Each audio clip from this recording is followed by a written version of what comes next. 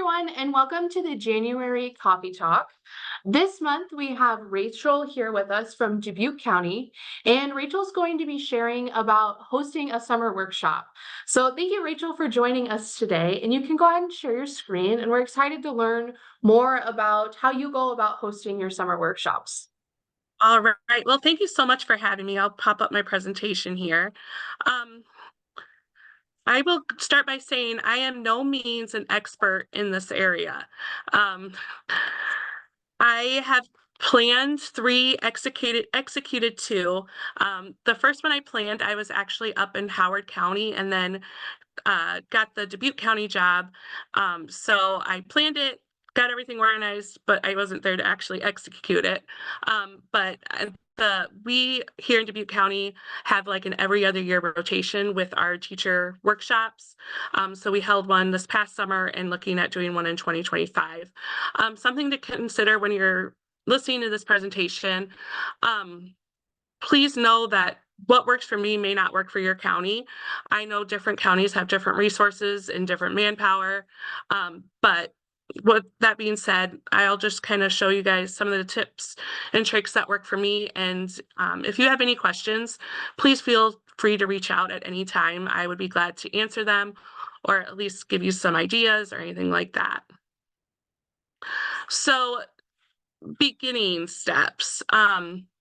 One of the things that I did that I found very helpful was creating a survey of different questions that included, what subject areas would teachers be interested in learning about? What potential dates? What do you want to learn more about in agriculture? I figured if I'm going to spend the resources, money, manpower, things like that to do a teacher workshop, I want to make sure it's going to be something that teachers want to come to and get something out of. I also want to make sure that it works in their time schedule and time frame. Some teachers prefer doing their professional development right after school ends. That way they get it done, it's out of their mind until they have to go back to the school year in August. Some prefer doing it in the middle, some prefer to do it right before school starts up again. So knowing what your audience wants was a big driving force and a big help in developing my workshops. So date selection and location, you want to keep in mind, when does your school year end? And something to think about, weather. If you have a school that gets out after Memorial Day, you may not want to choose the first week or two in June, just because if we have weather like we've been having this year, you might run into potential conflicts with makeup days. Um, so that's something you want to keep in mind. You don't want to try to reschedule a teacher workshop when you have that conflict. Another thing to keep in mind, we are a lot of rural communities, and teachers are involved with a lot of things, just like we are. So keep in mind things such as county fair, any town celebrations in your county. We don't want to interfere with any of those because, once again, we could be taking away volunteers and competing with audiences for those things. Also, think about the days of the week. Are your teachers going to be traveling? Is it going to be easier to come in on a Monday or Thursday, Friday? Take that into consideration as well. Where would most people be coming from? Is it mostly going to be in-county people? Are you going to have neighboring counties coming in? And then think about your space. Who has space for 20 to 30 people and reliable internet? Reliable internet being a very big one, especially for the classroom day. Um, it- it's it's gonna make your life a whole lot easier if you can think about those things before it becomes an issue. You don't want people crammed in a small space. You want people comfortable. Another thing to think about with your space is temperature control. Make sure it's not a room that's going to get too hot or too cold for comfort wise. All right, so you have that stuff figured out. Three potential dates you're going to do. You have an idea of where you want to hold it. What now? Um, highly encourage you to fill out the IELTS intake form. It usually comes out in November, and that is going to help guide your planning process as well, as far as dates, things to keep in mind. What are we going to talk about? And you're going to take the information that you got from your survey to kind of help you plan that workshop. So think about, okay, what tours and speakers do I have that would fall into those categories? So, do I know, let's say teachers wanted to know more about technology. Okay, do I have a board member or a resource in my community that utilizes technology on their farm? Someone wanted to know more about water conservation. Okay, is there a farmer that's doing some really awesome things on their farm?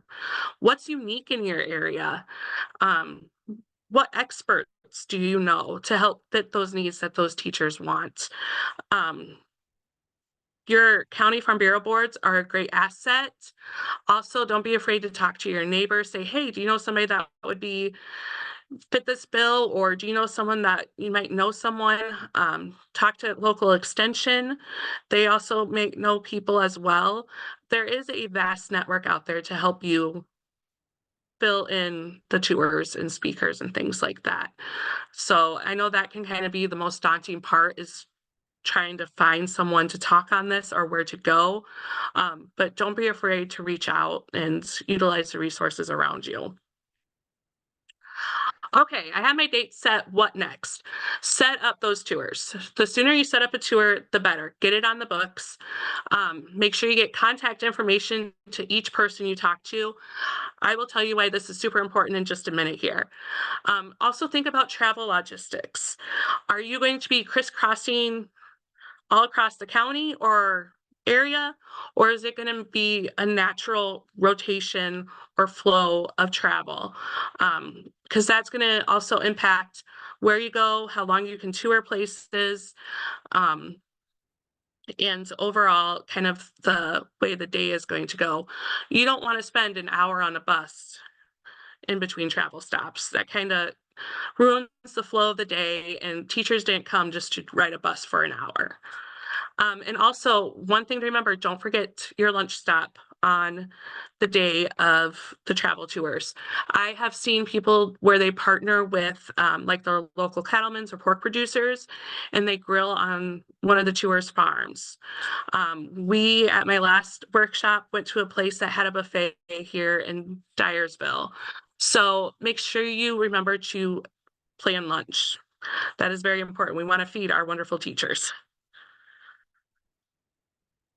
Guest speakers in classroom day, once again, get them booked right away as possible.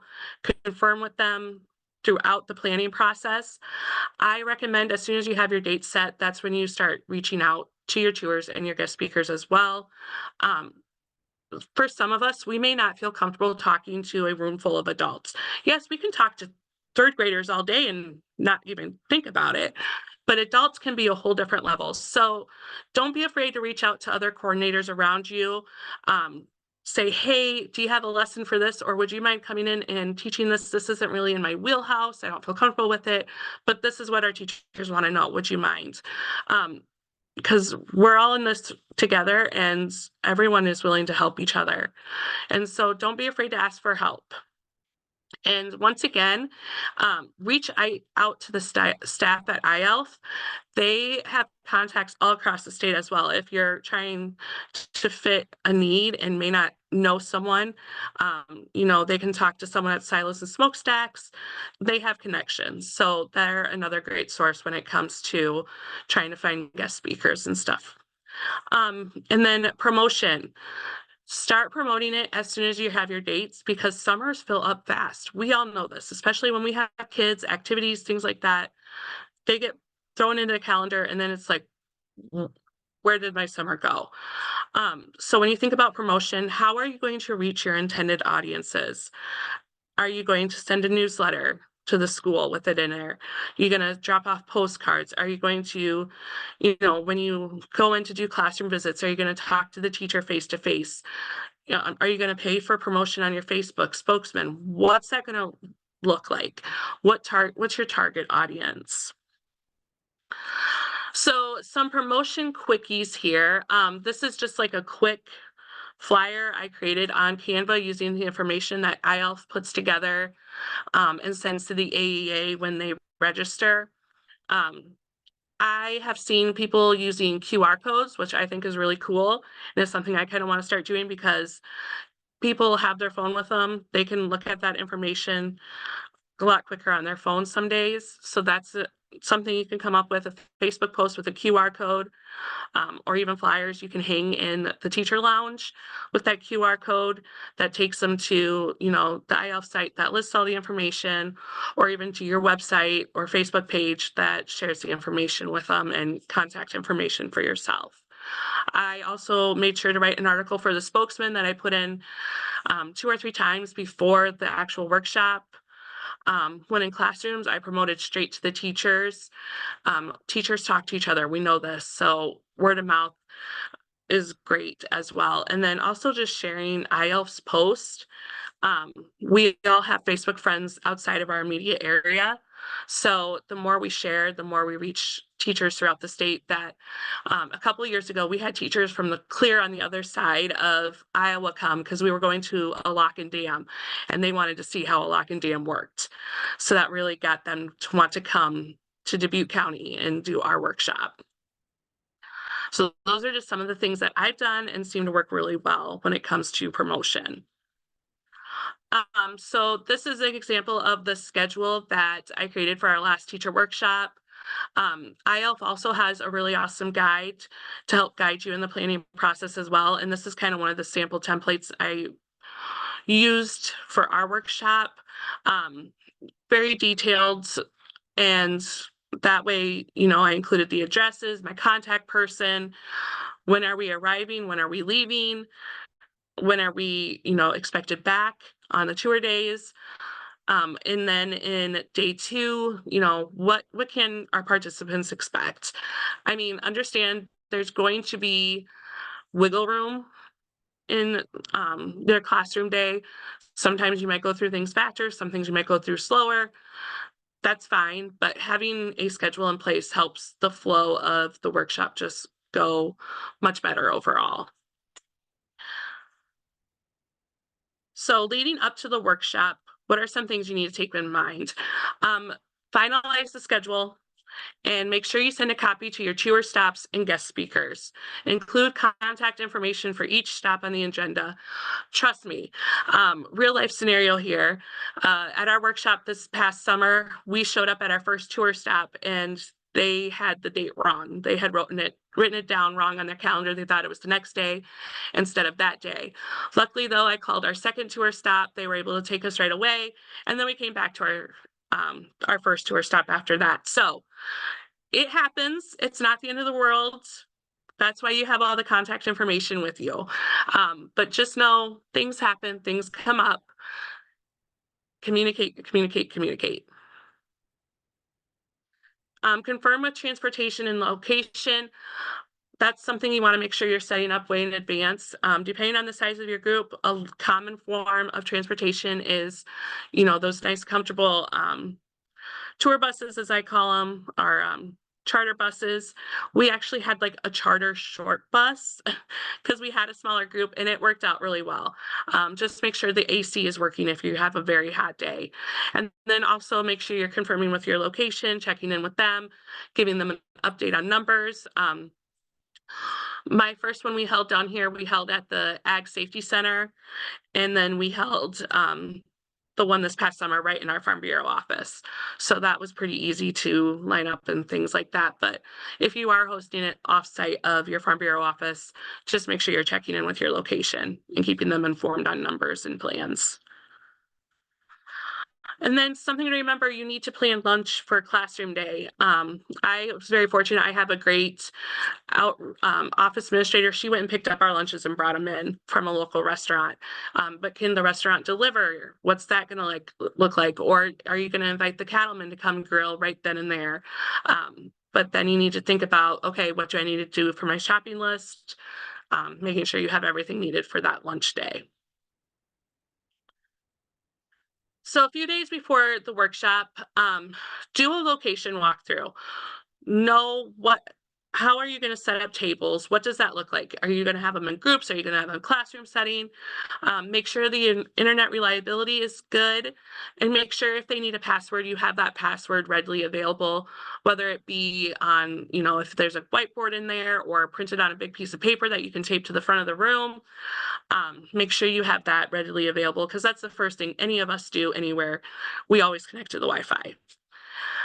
When you look at your technology, do you know how to connect to the projector and TV? How about sound if you need it for the day? If you have a guest speaker, you're doing a farm chat. Do those things advanced, so you're not having dead time during your workshop. That's something that sometimes gets forgotten about until the day of. So know how to connect your computer, laptop, whatever you're using, to your projector or smart TV. Snacks and drinks. Teachers love snacks and drinks, chocolate, pop, anything. Throw it at them. They'll be very grateful. Um, we all like it, so why wouldn't teachers? And then I also recommend driving the tour route. Is there any road construction that has popped up? How are we going to avoid that? Do we need to allow extra time? Make sure you have enough time between stops to get to your next location. Uh, is there a detour that you need to think about, and how is that going to adjust your time that day? I like to send a reminder email to tour stops and guest speakers. I confirm when we're going to be there, what time we'd like to leave. Is it a virtual speaker? So if you're doing like a Zoom or a farm chat, I like to say, okay, I'll call you at this time and say, hey, can you just go and test your connection? Make sure we're not going to have difficulties with that as well. So the big day, it's finally here. Enjoy it, smile. Things are going to happen. I kind of go along with it. It's kind of like a wedding. Um, Things are going to happen. You just got to roll with it. Nobody's going to notice the small things. Enjoy it. It's going to be fun. You're going to be around a fun group of people. Enjoy the day. Make sure you're at the location early to make sure everything's set up, things like that. I like to play some music when people come in, something happy like country music, kind of sets the vibe for the whole workshop. That way, there's also none of that awkward silence of, okay, who are you? Oh, um, it kind of breaks the ice a little bit as well. Make sure you check in with your driver when they arrive. Make sure they know the game plan for the day. They have an itinerary of what's going out, or what's happening and where we're going. I make sure there's snacks like granola bars, juices, pastries, things like that, so they can help themselves when they come in. And then make sure you have a cooler of water and snacks to take on the bus, especially on those hot days. It is very much appreciated. So when I get to the tour stop, I generally give a very brief introduction of the speaker. I give them a slight background of, okay, why is this person important? Why are we visiting them? And then I kind of let the speaker take it from there. They know what they're going to talk about. They know how they want to introduce themselves, what they're comfortable sharing. So I let them kind of take that role. Make sure you're taking pictures. Pictures, pictures, pictures. We as ag coordinators are sometimes the worst people at this because we're so involved in what's going on. But this is your chance to step back, take pictures. This is going to be great for advertising for future workshops, sharing what you're doing with your board. And teachers can use it as well for their own, hey, I'm spending the summer doing this and learning about this to bring back to our classroom. And then also be the timekeeper. It can be very easy to get off time on these tours because there's so many awesome things happening and so many questions being asked. But you got to kind of be the bad person of, okay, we got 10 minutes, we got to wrap it up. So you're not late to your next tour, and keeping everybody on time and making sure everybody gets on the bus. So your classroom day, I had a lot of teachers ask for the contact information from the tours. So that first day I created a slide and it had that information right there for teachers that it gets shared on their Moodle. They could write it down, whatever worked for them. Once again, snacks. Snacks are life when it comes to teacher workshops. It's not a Farm Bureau event without snacks. Make sure your tables are set up to facilitate discussions and group work. And once again, you got to be the time manager. Um, Catherine and Alex are great at what they do. So sometimes I would just hold up like a hand to Catherine and be like, okay, we got 5 minutes. And she would be like, okay, we'll take it from there. So that's another important job as a facilitator of these workshops is making sure you're the timekeeper. Post workshop, reach out to your participants, send them a thank you, share your contact information, share the resources and programs you offer. I have a flyer that I like to send out at the beginning of the school year, but I also like to send it to the teachers that participated in the workshop so they can keep it on file digitally. Um, and just say, thank you for your time. If you need anything this year, please let me know. Share on social media, tag away, tag the tour stops, tag IELF, tag the teachers if you have them on Facebook. The more tagging you do, the better reach you have. More people are going to be coming to your page, seeing what you do, and may want to get involved with your organization. And then make sure you send thank you notes to your tour stops and any guest speakers. That is a big one. A handwritten thank you goes a long way. So that was me kind of rambling on. If you guys do have any questions as you go about the planning process, please feel free to reach out. And like I said, this is what works for me. What works for me may not work for everyone else, but I would be glad to, help you answer any questions, help brainstorm, anything like that. So with that, I will turn it back over to Alex. Yes, thank you so much, Rachel, for sharing with us today just kind of how you go about your process for planning a summer workshop and hosting a summer workshop. I know we've received some excellent reviews about your workshop in the past, so we're excited about the potential to get to host workshops with everyone. Awesome. So thanks again for joining us today, and be sure to join us next month in February for our coffee talk on hosting reading events in your community.